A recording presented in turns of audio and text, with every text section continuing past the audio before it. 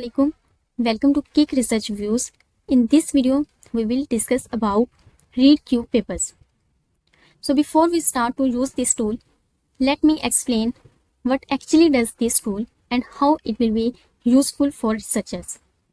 So ReadCube papers basically एक research management tool है जिसे यूज़ करते हुए आप एक ही टैब में रहते हुए अपने पेपर्स को फाइंड आउट कर सकते हैं और कंसिस्टेंट रहते हुए आप अपने पेपर्स को रीड कर सकते हैं और इसके साथ साथ आप अपने पेपर्स को एक अच्छे वे में ऑर्गेनाइज कर सकते हैं और पेपर्स को साइट भी कर सकते हैं। सो इन सब टास्क को हम किस तरह परफॉर्म करेंगे वो हम स्टेप बाय स्टेप डिस्कस करते हैं। Let's start. So first of all आपने साइन अप करना है।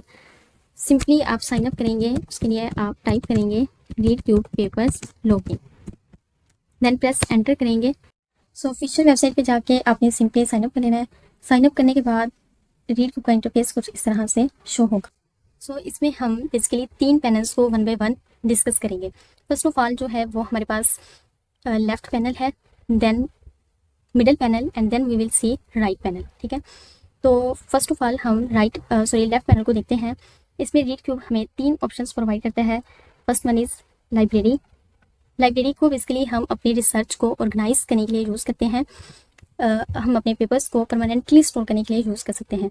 तो ReadCube बेसिकली हमें 2 तरह की लाइब्रेरीज प्रोवाइड कर रहा है, एक बिल्ट इन लाइब्रेरीज है और दूसरी हमारे पास शेयर्ड लाइब्रेरीज हैं। तो बिल्ट इन लाइब्रेरीज में ये माई पेपर्स के नाम से जो शो हो रही है, इसमें हमारे पास सब फोल्डर्स हैं।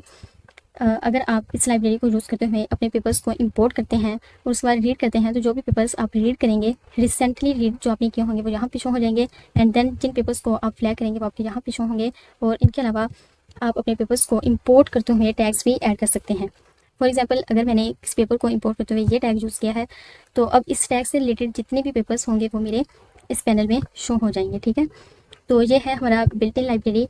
अगर बिल्ट इन लाइब्रेरी के अलावा अगर आप खुद अपनी कोई लाइब्रेरी क्रिएट करना चाह रहे हैं तो उसके लिए आप इसी लाइब्रेरी के अंदर रहते हुए लिस्ट क्रिएट कर सकते हैं। ठीक है, तो ये जो लिस्ट है बेसिकली ये हमारी लाइब्रेरी के तौर पर ही यूज़ होती है, लेकिन इसमें जो है वो एक फ़ोल्डर के तौर पर शो होगी।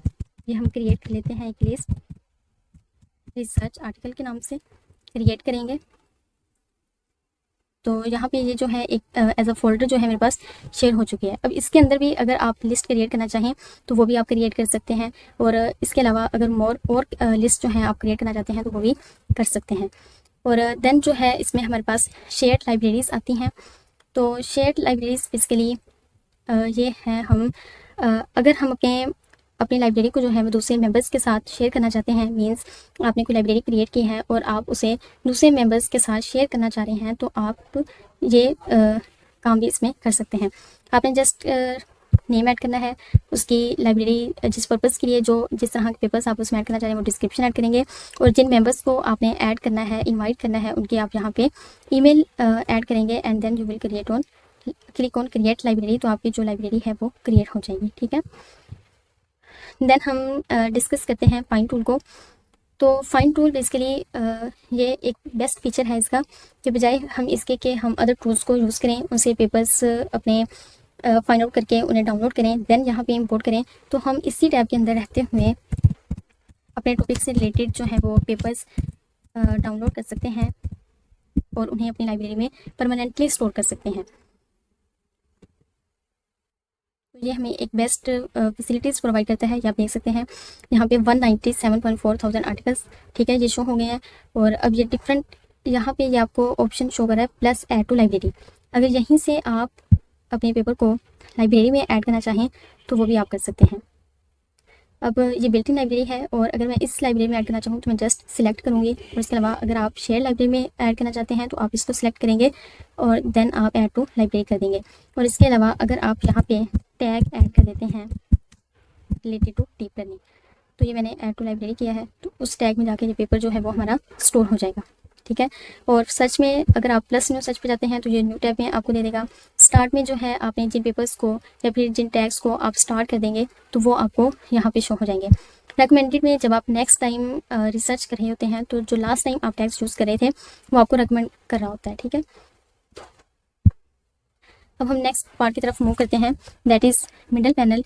तो इसमें जो है हमने जितने भी अपने पेपर्स को इंपोर्ट किया है या जो हमारे पेपर्स लाइब्रेरी में जितने भी पेपर्स हमारे ऐड हो चुके हैं वो यहाँ पे उनकी डिटेल्स जो है शो हो चुकी हैं, ठीक है।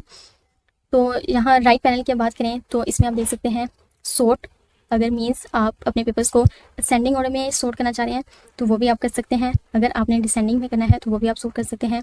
इसके अलावा नेक्स्ट जो फीचर है इसमें वो लिस्ट व्यू है। ये आपको आपके पेपर्स की जो डिटेल्स है वो सिंगल रो में शो करवाएगा, मीन्स जितने भी उसकी डिटेल्स थी पेपर की वो हमें रोज़ में शो हो रही है। लेकिन अगर हम टेबल व्यू करते हैं तो इसमें हर पेपर की डिटेल्स जो है वो column by column, year, authors, last author, title, journal और पेपर्स को रीड करते हुए अगर आप कोई नोट ऐड कर देते हैं तो वो भी आपका यहाँ पे शो हो जाएगा, ठीक है।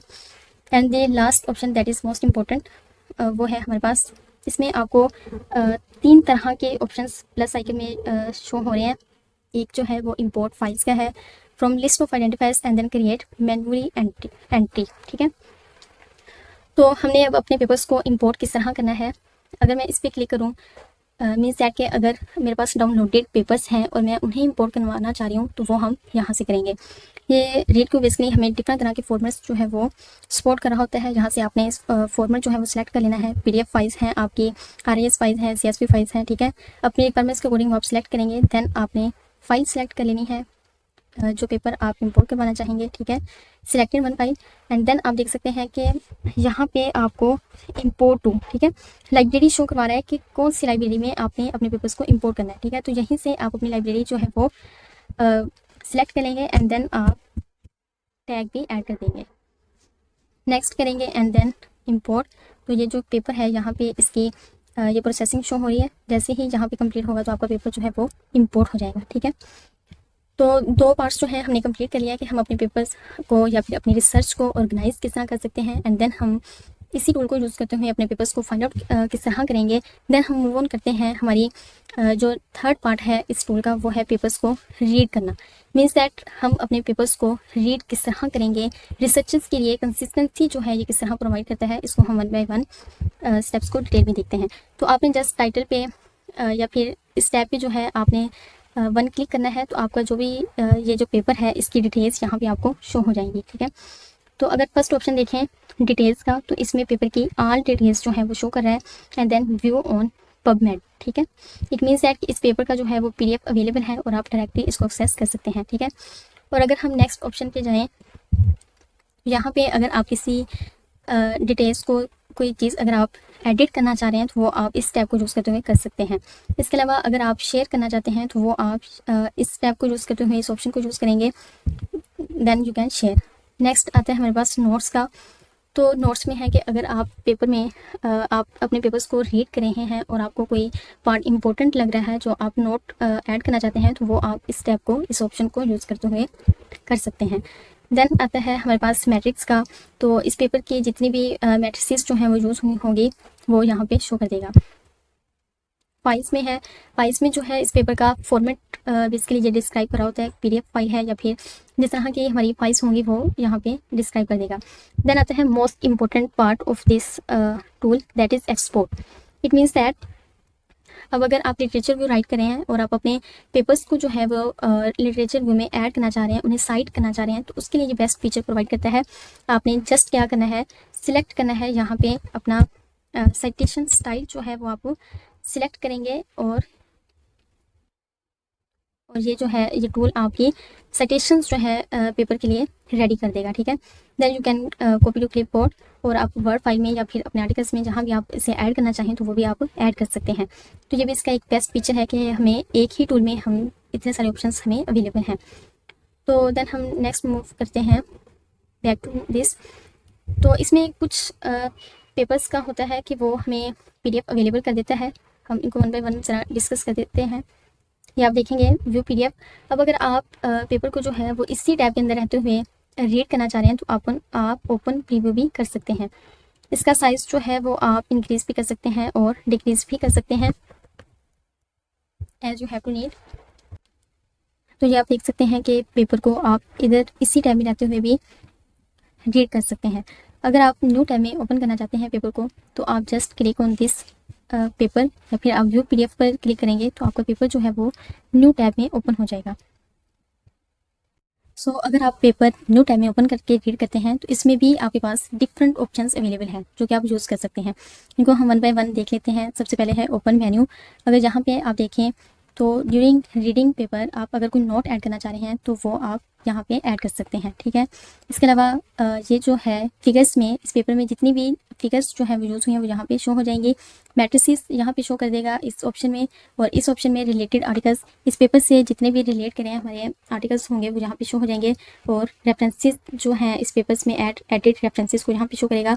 एंड देन सेम ऑप्शन जो हम लास्ट पे डिस्कस कर चुके हैं, अगर आप पेपर को साइट करना चाह रहे हैं तो वो भी जस्ट आपने साइटेशन स्टाइल जो है वो सिलेक्ट करना है and then you can cite. So close menu. Next जो आता है हमारे पास वो सिस्टम थीम है। अगर आप लाइट थीम को यूज़ करना चाह रहे हैं वो भी यूज़ कर सकते हैं, डार्क थीम करना चाह रहे हैं ये भी आप यूज़ कर सकते हैं ड्यूरिंग रीडिंग। तो रिसर्चर्स को कंसिस्टेंट करने के लिए ये टूल जो है वो बहुत ही इफेक्टिव है। इसके अलावा एक और मोस्ट इम्पोर्टेंट इसका फीचर जो है जो कि बहुत ही हेल्पफुल है वो है हमारे पास ए असिस्टेंट। इट मीन्स दैट अब ड्यूरिंग रीडिंग जो है आपको आपने जो है वो कुछ वर्ड्स को सर्च करना होता है या फिर कुछ चीज़ें जो हैं वो आप सर्च करना चाह रहे हैं तो वो आप ए असिस्टेंट को यूज़ करते हुए इसी टैब के अंदर रहते हुए सर्च कर सकते हैं। इसमें अब अगर देखें पेज थंबनेल्स जो है वो यहाँ पे शो कर रहा है। और टेबल ऑफ कंटेंट्स की बात करें तो जैसे हम प्रीवियस वीडियोस में भी ये चीज़ डिस्कस कर चुके हैं कि अगर हमने नेक्स्ट पार्ट पे जंप करना है तो वो हम जस्ट वन क्लिक करके यहाँ पे किसी भी पार्ट पे जंप कर सकते हैं। देन आता है हमारे पास सर्च का ऑप्शन। इट मीन्स दैट के अगर मुझे पीडीएफ में से ही कुछ वर्ड्स को मैंने सर्च करना है तो वो मैं यहाँ पे जस्ट राइट करूँगी तो जहाँ पे जो है इस पीडीएफ में ये वर्ड्स जो है वो यूज़ हुए हैं तो वो उनको हाईलाइट कर देगा। और यहाँ पे जो है उन सबकी डिटेल्स जो है वो शो कर देगा, पेज 3 में कहाँ पे यूज़ हुए हैं, पेज 4 में एंड सो ऑन। और सेम दैट ए असिस्टेंट को हम डिफरेंट पर्पजेज़ के लिए यूज़ कर सकते हैं। एंड देन अगर यहाँ पे हम देखें तो एक और मोस्ट इंपॉर्टेंट जो है फीचर है इसका एनोटेट का। तो इसमें अगर आप ड्यूरिंग रीडिंग कुछ वर्ड्स को हाईलाइट करना चाह रहे हैं, आप टेक्स्ट को या फिर अंडरलाइन करना चाह रहे हैं तो वो भी आप कर सकते हैं इसको यूज़ करते हुए।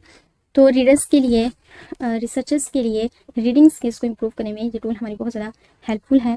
So that's all about ReadQ papers. I hope this video will be very helpful for all researchers. If you like this video, don't forget to share, like and subscribe our channel. Thanks for watching guys. Allah Hafiz.